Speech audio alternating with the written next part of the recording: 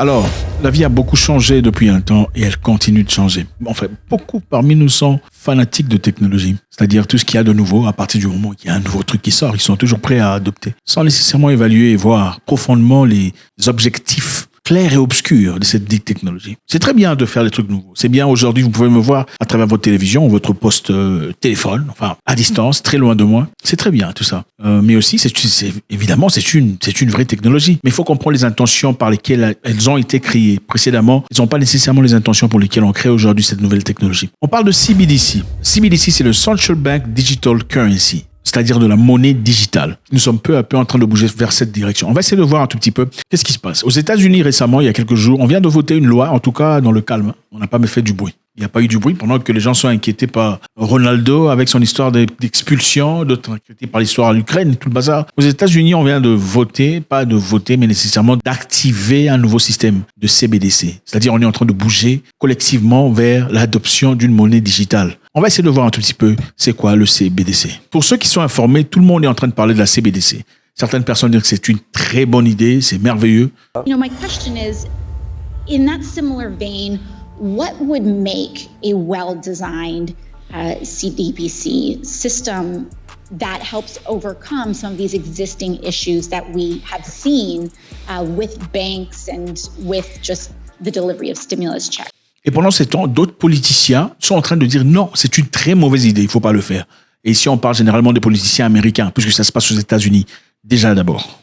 Are you interested in giving these economic central planners more power over our economy, more power over your daily life and your economic activity?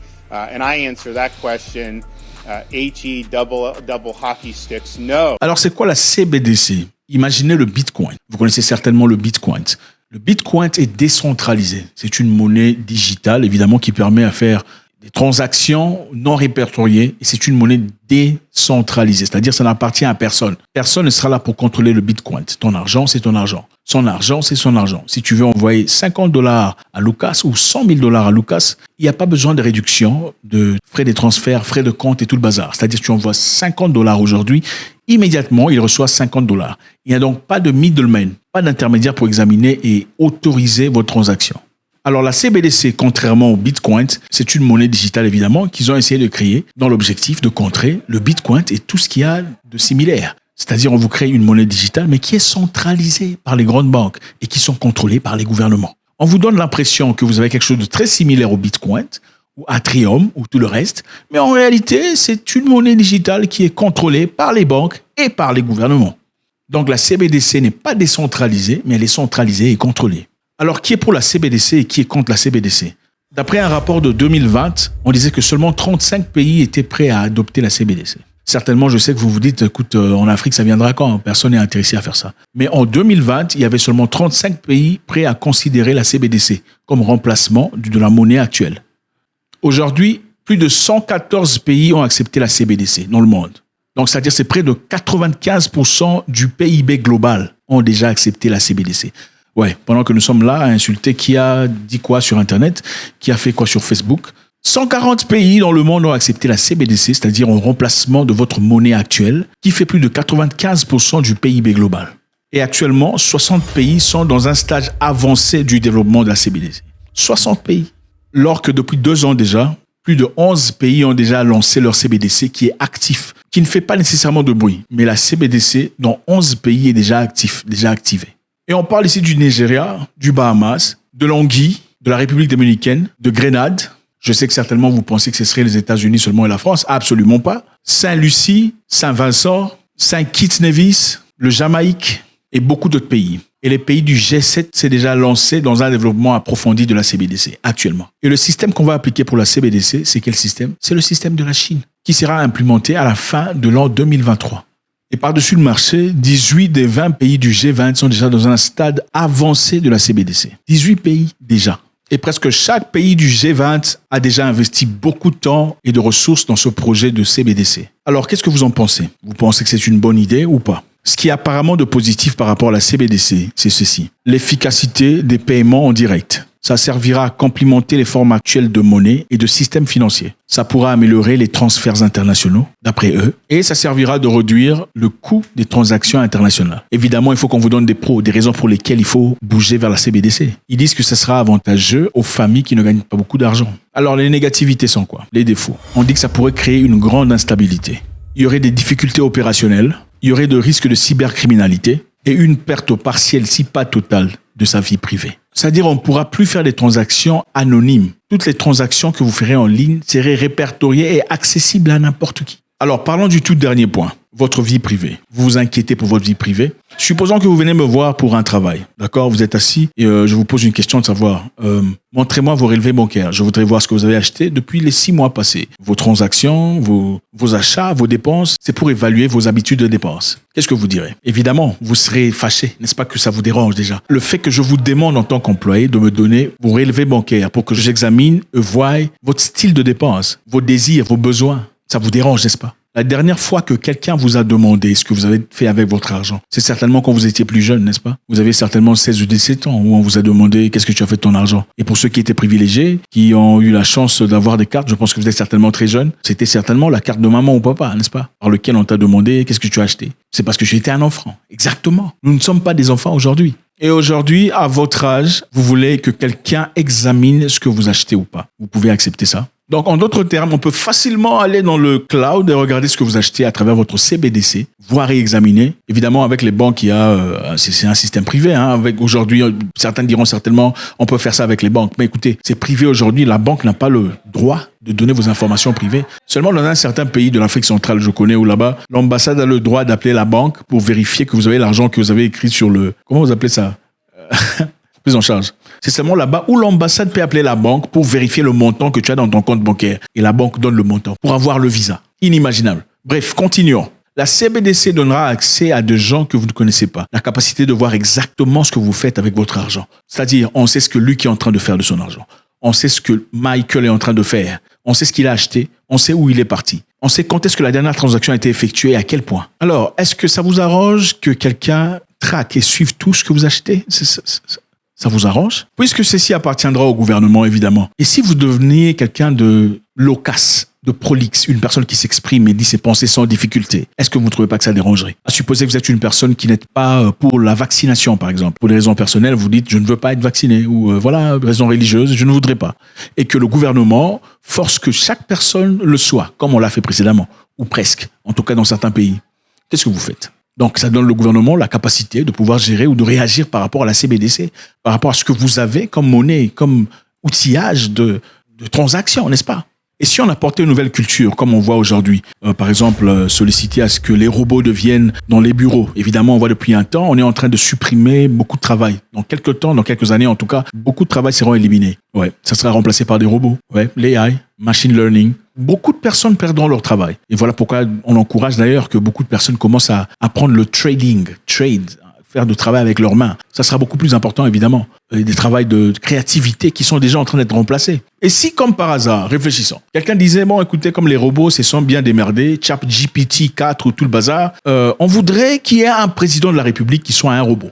Intelligence artificielle. Évidemment, les humains, vous n'êtes pas assez intelligents. Choisissons l'intelligence artificielle pour devenir président de la République. Certaines personnes disent oui, évidemment, et vous refusez. Vous êtes catégoriquement contre cette idée. Qu'est-ce que vous faites? Est-ce que vos droits sont toujours soutenus? Si vous connaissez la Chine, vous direz absolument pas. Certainement, beaucoup de personnes ici se disent ça n'arrivera pas, vous êtes un peu trop paranoïaque. Écoutez, ce genre de choses n'arrivent pas, c'est seulement dans les films et tout le bazar. Bon, écoutez, il y a quelques années, un monsieur a écrit un livre au nom « Seuls les paranoïaques survivent ». Andrew Grove. J'ai jeté un coup d'œil. Il n'avait pas tort.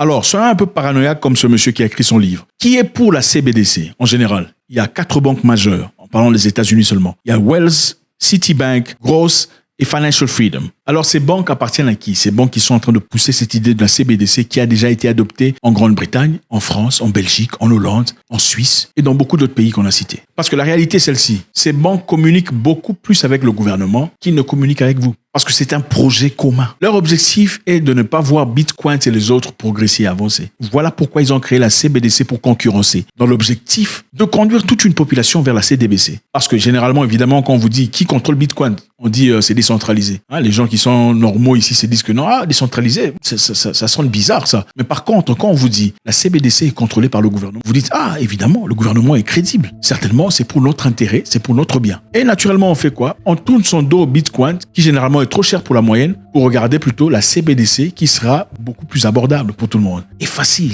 Et en plus, géré par le gouvernement. Et sans nécessairement comprendre les enjeux et l'obscurité derrière cette histoire. Avec Bitcoin, personne ne peut te contrôler. C'est ton argent, tu fais tes transactions comme tu veux, tu retires quand tu veux, tu envoies à qui tu veux, immédiatement, de manière inanonyme, sans intermédiaire. Donc le Bitcoin est sans contrôle. La CBDC, le gouvernement sait exactement ce que tu as fait, à qui tu as envoyé l'argent, qu'est-ce que tu as acheté le matin. Puisqu'on parle de réchauffement, vous comprenez de quoi il s'agit, on ne peut pas dire le mot. Supposons qu'à chacun sera donné un nombre exact d'émissions de gaz par jour, comme on le fait déjà en Hollande avec les animaux. Chacun aura une quantité exacte d'émissions de gaz par jour pour éviter le réchauffement et que vous alliez acheter de la viande qui, en cuisinant par exemple, émettrait beaucoup trop de gaz. Vous avez déjà atteint votre quota. On peut facilement vous arrêter d'acheter de la viande avec la CBDC. Ah oui. On peut facilement dire non, cette transaction ne sera pas autorisée parce que M. Julbert a déjà atteint son quota annuel de consommation de viande. Ça semble bizarre, n'est-ce pas? Oui, le téléphone était bizarre au moment où c'est arrivé, n'est-ce pas? Ah oui, ça appartenait à un certain groupe seulement de personnes, un groupe particulier tiré sur le volet. Aujourd'hui, c'est à tout le monde. Vous vous souvenez quand il y avait des téléphones en antenne, seulement il n'y avait pas des téléphones sans antenne? Quand le 3310 est arrivé et que tout le monde a acheté, on trouvait ça spécial, vous vous en souvenez? Aujourd'hui, qui a un téléphone avec antenne? Personne. Dans le passé, c'était pour un groupe particulier des personnes. Aujourd'hui, c'est pour tout le monde. Les téléphones, normalement, sont sans antenne, sans difficulté. Alors, un groupe particulier des personnes est prêt pour la CBDC. Ils veulent que tout le monde accepte ce programme dont on ne connaît pas la solution finale. Pendant ce temps, il y a des grands entrepreneurs, des hommes forts, des libres penseurs qui sont totalement contre la CBDC. Parmi ces gens, évidemment, des gens qui veulent vivre leur vie avec leur famille, faire ce qu'ils veulent faire, partir en vacances, acheter ce qu'ils ont envie de faire, sans nécessairement être contrôlés par qui que ce soit. C'est ces personnes-là qui ne veulent pas de la CBDC. Alors, encore une fois, pendant que tout le monde est distrait à faire autre chose, pendant que notre concentration est braquée sur autre chose, ce programme de CBDC est en train d'être implémenté petit à petit et ça avance très vite. La CBDC est simplement pour le contrôle, pour contrôler le peuple, contrôler la nation, contrôler les achats, comprendre votre train de vie. Le Bitcoin est pour la liberté, pour les libres penseurs, pour ceux qui veulent avancer et progresser de leur propre gré. Avec ce qui se passe en Ukraine depuis un temps, on veut accélérer cette procédure. Pourquoi? Parce qu'évidemment, vous savez, le programme qui a été effectué par l'Europe de pouvoir détruire complètement la monnaie que vous connaissez n'a pas réussi. Et maintenant, le monde entier fait face à une dédollarisation générale. Et pour ça, il faut trouver un moyen alternatif pour pas que les plus riches sombrent dans la pauvreté avec l'argent qu'ils ont. Et un moyen alternatif, évidemment, c'est la CBDC. Cela permettra de garder son argent, en tout cas pour cela, et aussi d'apporter un contrôle majeur sur l'entièreté de la population qui l'acceptera. Et beaucoup de gens certainement diront qu'après tout, la banque est au courant. Ce que j'achète ou ce que je n'achète pas, mes transactions, c'est entre moi et la banque, pas le gouvernement. D'autres personnes te diront que la CBDC te permettra de faire des transactions sans nécessairement avoir des réductions, c'est-à-dire des frais intermédiaires de 3%. Écoutez, moi, ça ne me dérange pas de payer 3% pour faire mes transactions internationales ou nationales. Pour faire un achat simplement d'un outillage, d'une chemise ou d'une cravate. Ça ne me dérange absolument pas. Généralement, pour te prendre ta liberté, on t'offre quelque chose en cadeau. Non, ça te réduira à 3%. Mais en attendant, qu'est-ce que tu perds? Tu perds l'anonymat, la capacité de vivre sans nécessairement qu'on sache exactement ce que tu fais. Petit à petit, ça ne se limite pas là. Ça continue et ça grandit. On te prend une chose, ensuite on te prendra une deuxième, ensuite une troisième, comme d'habitude. La blockchain est basée sur le freedom, la liberté d'agir, d'acheter, de faire ses transactions, de reculer ou d'avancer. La CBDC est basée sur le contrôle. On veut savoir ce que tu fais, comment tu vis. En Chine, pour acheter un couteau, tu dois être répertorié. On doit savoir qui a acheté le couteau. Pour qui, pourquoi. En Chine, pour faire un voyage, quitter une ville pour une autre, il faut avoir des points appropriés attribués par le gouvernement. Si tu n'as pas les points appropriés attribués par le gouvernement, ou tu n'en as pas assez, tu es sur la ligne rouge, tu n'auras même pas le droit de quitter une ville pour aller dans une autre. Et tout ça est contrôlé, centralisé. En Chine, si on n'aime pas ce que tu fais, on peut t'empêcher de faire des achats avec la monnaie imaginaire ou digitale que vous avez. C'est ça le genre de monde que vous voulez. C'est ça l'évolution, le progrès, l'avancement, la technologie quand on l'acclame. Quelqu'un disait, science sans conscience n'est que ruine de l'âme. Avait-il raison? Maintenant, dites-moi, vous êtes pour la CBDC ou la blockchain? L'ouverture d'esprit, la capacité de faire ce qu'on a envie de faire, ou d'être contrôlé par un groupe, ou d'être contrôlé par un groupe de personnes. God bless.